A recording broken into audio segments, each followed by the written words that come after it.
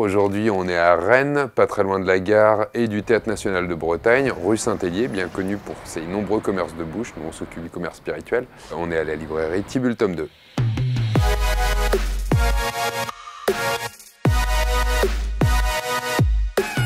La librairie est ouverte depuis 1979, c'était une des premières librairies spécialisées en BD dans le Grand Ouest, avec un petit accent mis sur le comics, parce que j'aime bien ça.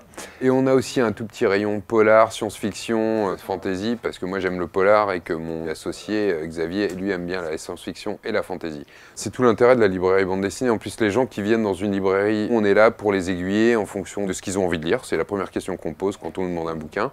Et puis pour fournir des conseils, qu'on essaye d'être les meilleurs possibles, parce que c'est un petit peu ce qui nous différencie de nos concurrents sur Internet que je ne nommerai pas, et puis parce que chaque librairie a son identité. Les lecteurs, ils veulent pas forcément que de l'aventure avec des héros vertueux, ils veulent voir plein de choses, du reportage, de la BD féministe, de la BD qui s'intéresse à des thèmes qui auparavant préoccupaient pas grand monde. La BD, elle suit, dans le meilleur des cas, elle précède l'évolution du monde finalement.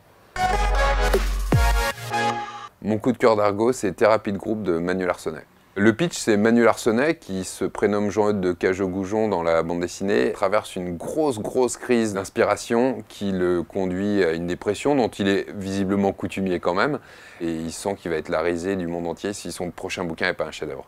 Et puis ce que j'aime bien, c'est son humour. Il va vraiment sans complaisance sur lui-même. Il s'auto-parodie lui-même, il parodie Fab Caro. Il remue un petit peu tous les grands succès de l'humour, certains poncifs aussi. C'est vraiment fait plaisir avec les couleurs. Du coup, ça se ressent vachement à la lecture parce que le bouquin, ça pète dans tous les sens. Et il y a des pages où il part complètement en vrille, c'est du métal hurlant passé à l'acide. Enfin, c'est vraiment très fort. Il dessine, il se rend compte que c'est pas bien, ça lui déplaît, il n'arrive pas à s'y remettre, il pète un câble, il envoie tout voler, il se retrouve à poil accroché au rideau, en train d'hurler à la mort. À la fin, il est sous sa table à dessin comme une bête traquée avec les yeux explosés. Moi, je trouve ça ultra drôle.